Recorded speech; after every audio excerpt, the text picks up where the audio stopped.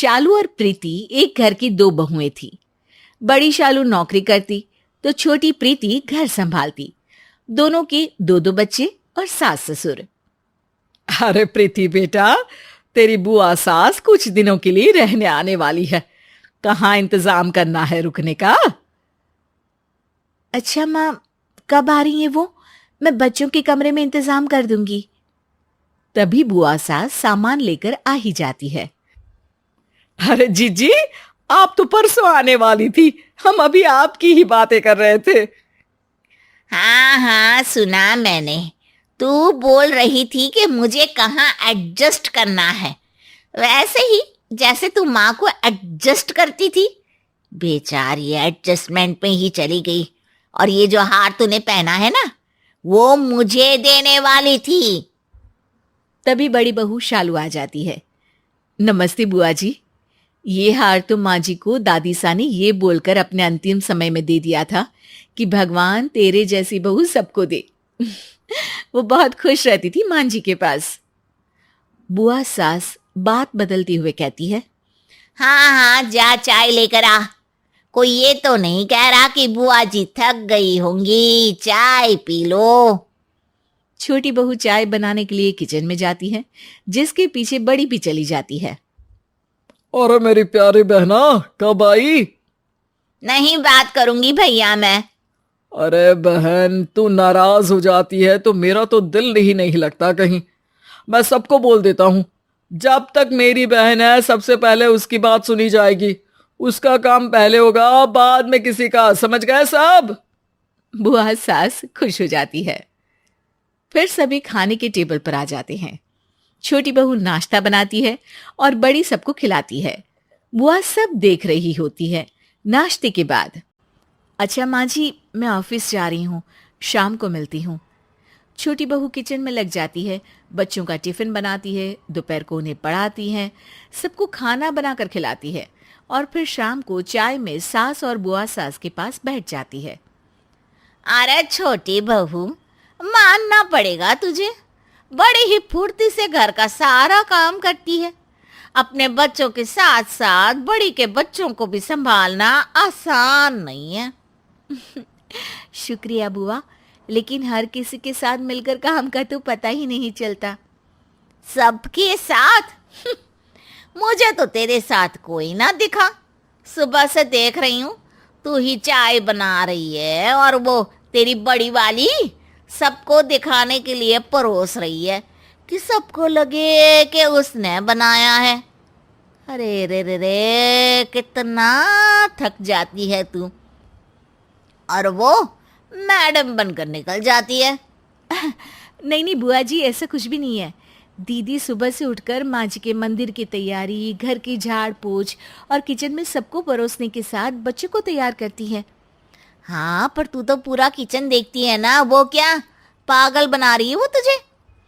अरे नहीं नहीं, इतना ही नहीं, शाम को घर आते वक्त वो ताज़ी सब्जियां भी लेकर आती है, क्योंकि पतियों को आने में देर हो जाती है। फिर ऑफिस में भी तो सारा दिन काम करती है, रात के खाने में फिर किचन में लग जाती है। वो ना हो तो मैं कुछ ना कर पाऊँ। ये बोलकर छोटी वहाँ से चली जाती है। फिर बड़ी शाम को ऑफिस से आती है। अरे प्रीति, ये सब्जी ले ले और पैकेट में तेरे फेवरेट सिंगर की सीडी है, वो भी निकाल लेना। मैं चेंज करके आ रही हूँ। फिर बुआ की तरफ देखकर कहती है, कैसी है बुआ जी? अच्छी हूँ, मुझे क्या होना है। तू बड़ी मैडम लग रही है इस साड़ी में। बेचारी छोटी को तो फुर्सत ही नहीं मिलती बाल भी झाड़ने को। बता रही थी आज मुझे कि कितनी परेशानी होती है उसे सारा दिन। हाँ बुआ जी, ठीक बोल रही हो आप। घर दिखना आसान नहीं है। 4 बच्चों को संभालना, उनको पढ़ाना लिखाना, इतने लोगों की फरमाइश में हर किसी के लिए अलग अलग व्यंजन बनाना सब करती है मेरी प्रीति। तो कहाँ मौका मिलता होगा। अच्छा, बाद में मिलती हूँ। ये कहकर शालू वहाँ से चली जाती है। सास सब सुन रही होती है। वो बुआ सास के पास जाती है। अरे जी जी, कहाँ दो दो बहुओं के बीच पीसी पड़ी हो। मुझे देखो कितनी मौज है, कभी बड़ी के पास तो कभी छोटी के पास। दोनों को अलग करके रखा है। ना बड़ी छोटी की शक्ल देखे ना छोटी बड़ी की, और दोनों के बीच में मैं मलाई खाती हूँ। तभी वहां छोटी बहू आ जाती है। माँ जी ये लीजिए दवाई, और हाँ मलाई खाने का सोचिएगा भी मत, आपको पता है ना डॉक्टर ने आपको मलाई खाने से मना किया है। सास भी बहू की बात को समझकर मुस्कुराने लगती है। अरे नहीं नहीं, मैं तो इस जिंदगी में ऐसी मलाई खाने की सोचूं भी ना। बुआ सास समझ नहीं पाती कि दोनों सास बहू कैसे उसी के सामने उसी का मजाक उड़ा रही हैं, लेकिन फिर बुआ सास हार नहीं मानती। अगली दोपहर किचन में जाकर छोटी से कहते हैं, सचमुच तुझे देखकर तो दया ही आती है मुझे। क्यों बुआ जी, मैं क्या इतनी बेचारी सी लगती हूँ? अरे नहीं नहीं, मैं तो ये बोल रही थी कि कितना काम करती है तू।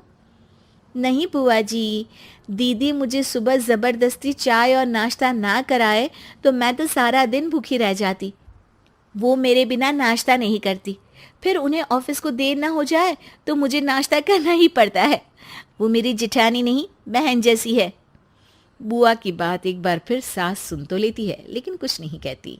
शाम को बुआ बड़ी से कहती है, कितनी मेहनत करती है तू, घर का काम, बाहर ऑफिस का काम। अरे फिर क्यों इतनी मेहनत की कमाई को सीडी खरीदने में बर्बाद करती है? बचाना सीख पैसा। अरे कैसी बात कर रही हैं बुआ जी, मैं जो आराम से बच्चों की फिक्र के बिना ऑफिस में काम कर लेती हूँ वो छोटी के कारण ही तो है। ना बाबा ना, मैं तो उसके बिना जीवन सोच ही नहीं सकती। वो मेरी छोटी बहन जैसी है। बहन का कोई शौक मैं पूरा कर सकूं, इसके लिए मुझे पैसे का मुंह देखने की कोई ज़रूरत नहीं है। अब तो क्या था, बुआ सास वहां से भी मुंह बनाकर बाहर आती है जहां खड़ी होती है सास। देखिए दीदी, एक बात बताती हूँ, ये दोनों बहन बनकर यहाँ रहती है। इस घर की मजबूत नींव है दोनों। बहुत लोगों ने कोशिश करी, लेकिन मेरे ही किसी अच्छे जन्म के कर्म होंगे कि कोई इन्हें भड़का नहीं पाया। तो ये घर आप रहने ही दीजिएगा। सुनो जी, अब जल्दी निकलो ना स्टेशन के लिए। अरे अभी तो 1 घंटे से भी ज्यादा टाइम है ट्रेन आने में। रिस्क मत लो जी, कहीं ट्रैफिक जाम में फंस गए या कार पंक्चर हो गई तो पता है ना क्या होगा। हाँ तुम सही कहती हो, मैं निकल ही जाता हूँ। हे भगवान, ये सोफे के पिलो किसने बिगाड़ दिए? दीदी आकर देख लेती तो। अरे मम्मी बस भी करो, सुबह से 4 बार पिलो जमा चुकी हो। अरे चुप कर तू। राहुल, हाँ मम्मी। जा ये सारी लहसुन पड़ोस वाली आंटी को दिया। बुआ जी को अगर लहसुन की खुशबू भी आ गई ना तो कयामत आ जाएगी। ठीक है मम्मी। मुझे समझ में नहीं आता कि आप लोग बुआ जी से इतना डरते क्यों हैं? अरे डरते नहीं बेटा, इज्जत करते हैं। तुम्हारे दादा दादी के बाद अब बुआ जी ही हमारे घर की बड़ी हैं। उसका सम्मान करना हमारा फर्ज है। बुआ जी का खौफ सिर्फ घर तक सीमित नहीं था, पड़ोस में भी फैला था। अरे राहुल बेटा, क्या हुआ? आंटी, मम्मी ने ये लहसुन भिजवाई है। अरे बाप रे, मतलब तुम्हारी मेरठ वाली बुआ जी आ रही हैं? हाँ आंटी, कुछ दिन तुम्हारे घर आना बंद। राहुल, प्रिया, बुआ जी के आते ही उनके पांव छूना। राहुल, तुम उनका बैग कमरे में ले जाना और प्रिया उन्हें पानी पिलाना। लेकिन ये पापा और बुआ जी अभी तक आए क्यों नहीं? वो बुआ जी हैं दीदी, उनके पहले उनकी आवाज घर में आ जाएगी। अमित, तू इतना बड़ा हो गया लेकिन नालायक ही रहा, जरा सी अकल नहीं है तुझ में। लो आ गई बुआ जी और उनकी आवाज। मैंने कहा था ना। अरे चुप करो तुम दोनों। आइए दीदी। प्रणाम बुआ जी। प्रणाम बुआ जी। ठीक है जीते रहो। आने में कोई तकलीफ तो नहीं हुई ना दीदी?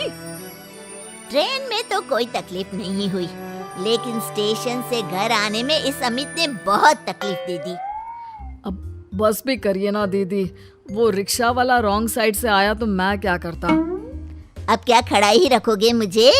मेहमान घर आए तो बिठाओ, चाय पानी पूछो, ये सारे संस्कार भूल गए लगते हैं सबके सब। आइए ना दीदी, बैठिए बैठिए। प्रिया, पानी लाओ। ये लीजिए बुआ जी। इतनी बड़ी हो गई हो, अब तक संस्कार नहीं आए तुम में। मेहमान के आते ही बिना बोले पानी लाना चाहिए तुम्हें। आपके आते ही तो ले आई ना। बहस मत करो, जाओ दोनों मेरा सामान कमरे में रखो। बुआ जी के आते ही घर में टेंशन का माहौल बन गया था। वो किसी को ताना मारने का मौका नहीं छोड़ती थी। ये लीजिए दीदी, आपकी फेवरेट आलू गोभी की सब्जी। भूख लग लग के मर गई। इतनी देर क्यों लग गई खाना बनाने में? अरे दीदी, वो मैं सब्जी लाने में लेट हो गया ना, तुम्हारे लिए खास मंडी जाकर गोभी लाया हूँ। बड़ा एहसान कर दिया आपने तो। अरे दीदी, ऐसा क्यों कहती हो? चलो अब खाना खाओ। अरे ये क्या तरीका है खाने का? चम्मच तक पकड़ना नहीं सिखाया इसको। अब बच्चा है दीदी। इतना भी छोटा बच्चा नहीं है। लो बेटा, दूसरा चम्मच ले लो। मुझे नहीं खाना। राहुल गुस्से में उठकर चला गया, लेकिन हमारी बुआ जी तो चुप ही नहीं हो रही थी। अकड़ देखी बच्चे की। दोनों बच्चे हाथ से निकल रहे हैं अनीता, ध्यान दो इन पर जरा। जी जी दीदी, मैं समझा दूंगी। पहले समझाना चाहिए था। बुआ जी की जली कटी बातों से राहुल और प्रिया को बहुत बुरा लगा, लेकिन बुआ के सामने कोई बोले भी तो क्या। अरे अनीता, मुझे जरा शॉपिंग करनी है। ठीक है दीदी, मैं घर का काम निपटा लेती हूँ, फिर हम दोनों मार्केट चलेंगे। रहने दे, तेरा काम खत्म होते होते शाम हो जाएगी। मैं प्रिया को ही लेकर जाती हूँ। माँ, मैं कॉलेज जा रही हूँ, बाय। अरे रुक रुक, आज कॉलेज रहने दे, मेरे साथ बाजार चल। सॉरी बुआ, लेकिन आज बहुत जरूरी लेक्चर है, आज कॉलेज नहीं छोड़ सकती। क्या खाक जरूरी? अरे ये कॉलेज वॉलेज छोड़, घर के काम सीख। पढ़ लिख के क्या करना है? शादी के बाद तो घर ही संभालना है ना। बुआ, मुझे पढ़ लिख के बहुत कुछ करना है, कुछ बनना है। अरे जितना बनना था बन ली, अब दुल्हन बनने की तैयारी कर। अमित, अमित कहाँ मर गया? आया दीदी, क्या हुआ? अब प्रिया के हाथ पीले करने का वक्त आ गया है। अभी इतनी जल्दी क्या है दीदी? तो क्या इसके पूरी तरह से हाथ से निकलने का इंतजार करता रहेगा? मतलब? मैंने इससे कहा कि आज कॉलेज मत जा, मुझे मार्केट ले चल, तो साफ मना कर दिया। बेटा रहने दो ना कॉलेज। लेकिन पापा, मेरा इम्पोर्टेंट लेक्चर है। देखा, तेरे सामने ही मुझसे जुबान लड़ा रही है। बुआ जी प्लीज, आप पापा को भड़काना बंद कीजिए। प्रिया, बुआ से तमीज से बात करो। लेकिन पापा। बस सॉरी बोलो बुआ को। मैं क्यों सॉरी बोलूं? उन्हें सॉरी कहना चाहिए। तो कोई जरूरत नहीं है कॉलेज जाने की। प्रिया बेचारी रोते रोते अपने कमरे में चली गई। शाम को खाने के टेबल पर सब चुपचाप बैठे थे, लेकिन बुआ ने फिर से बात छेड़ दी। अमित, तू फरीदाबाद वाले मिश्रा जी को जानता है ना? हाँ दीदी, उनका क्या? उनका बेटा दिल्ली में अच्छी नौकरी करने लगा है, खुद का घर भी है, 2 गाड़ियां भी है। अपनी प्रिया खुश रहेगी वहाँ। लेकिन दीदी, अभी तो ये पढ़ रही है। पढ़ाई तो जिंदगी भर खत्म नहीं होगी, लेकिन इससे अच्छा रिश्ता बार बार नहीं मिलेगा। मेरी मानो तो सगाई कर दो, अगले साल कॉलेज पूरा होते ही शादी कर देना। ठीक है दीदी, तुम कहती हो तो बात करूंगा। लेकिन मुझे जॉब करना है, अपने पैरों पर खड़ा होना है पापा। पैरों पर खड़ा होने के चक्कर में बाप के माथे पर बैठी रहेगी क्या? औरत का काम है घर संभालना, परिवार की सेवा करना। ये नौकरी के सपने देखना छोड़ दे। बुआ, आपकी पुरानी सोच अपने पास ही रखिए। क्या कहा तूने? उसने कहा अपनी पुरानी सोच आप अपने पास ही रखिए। राहुल, प्रिया, तुम्हें समझाया था ना कि बड़ों से जुबान नहीं लड़ाते। आप बुआ को तो कुछ नहीं कहते, ये जब से आई है सबको परेशान कर रखा है। आप इन्हीं का साथ दे रहे हो, मेरा क्या, मेरे सपनों का क्या। बड़ी आई सपने देखने वाली, अरे घर का काम काज देख। मैं आपसे बात नहीं कर रही, समझिए आप। इतनी जरा सी लड़की और इतनी लंबी जुबान। प्रिया, बहुत हुआ, मेरा हाथ उठ जाएगा अब। हाँ, यही बचा है ना आप। बुआ के चक्कर में आप मुझे मारेंगे। रोती हुई प्रिया अपने कमरे में चली गई। सुबह भी प्रिया अपने कमरे से बाहर नहीं आई। बुआ मन ही मन खुश थी कि इस बार प्रिया का रिश्ता पक्का करवा ही देगी। लेकिन तभी उनकी बेटी गीता का फोन आया। हेलो, कौन? अच्छा गीता दीदी, रुको बुआ को बुलाता हूँ। बुआ, गीता दीदी का फोन है। हेलो गीता, कैसी है बेटी? बिल्कुल ठीक नहीं हूँ माँ। अरे क्या हुआ बेटा? 3 महीने पहले इनकी जॉब चली गई। क्या जमाई जी की जॉब चली गई?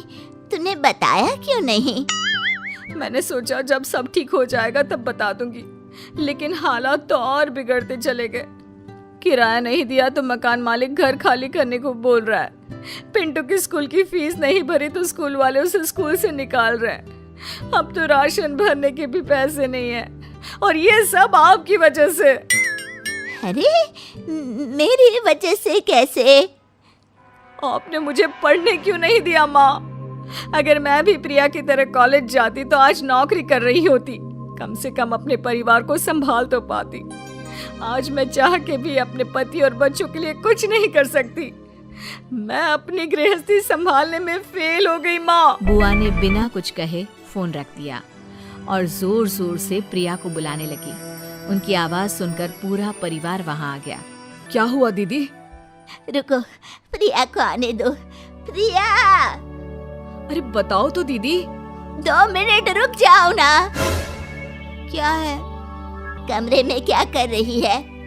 तो क्या करूं? क्या करूं मतलब? कॉलेज नहीं जाना क्या? बुआ की बात सुनकर किसी को अपने कानों पर विश्वास नहीं हो रहा था। क्या क्या, क्या कहा आपने? कान खराब है क्या? कॉलेज नहीं जाएगी तो अच्छी नौकरी कैसे करेगी? बुआ जी, आपकी तबीयत तो ठीक है ना? तबीयत बिल्कुल ठीक है बेटा। सोच ठीक नहीं थी, वो आज ठीक हो गई। क्या हुआ दीदी? क्या हुआ ये बाद में बताऊंगी, अभी वक्त नहीं है। अभी तो मैं प्रिया से माफ़ी मांगना चाहती हूँ। मुझे माफ़ कर दे बेटा, मैं गलत थी। अपनी पुरानी दकियानुसी सोच तुम सब पर थोप रही थी, और तू सही थी। लड़कियों को घर संभालने के लिए घर के काम से ज़्यादा पढ़ाई और नौकरी करना ज़रूरी है। अरे बुआ जी, आप मत माफी मांगिए। मांगने दे बेटा, बहुत गलत किया तेरे साथ। तू खूब पढ़ना। और अमित, खबरदार इसे पढ़ने से रोका तो। अब मैं चलती हूँ, मेरी बेटी को मेरी ज़रूरत है। तुम अपना ध्यान रखो और बच्चों को पढ़ा लिखा कर अपने पैरों पर खड़ा करो। और हाँ अनीता, अपनी पड़ोसन से अपनी लहसुन भी मंगवा लेना। हाँ, अरे दीदी। बुआ जी चली गई, लेकिन जाते जाते जिंदगी का सबसे जरूरी सबक सीख गई। बेटियों को पढ़ाना लिखाना और काबिल बनाना है, ताकि वो जिंदगी के हर परेशानी का सामना कर सके।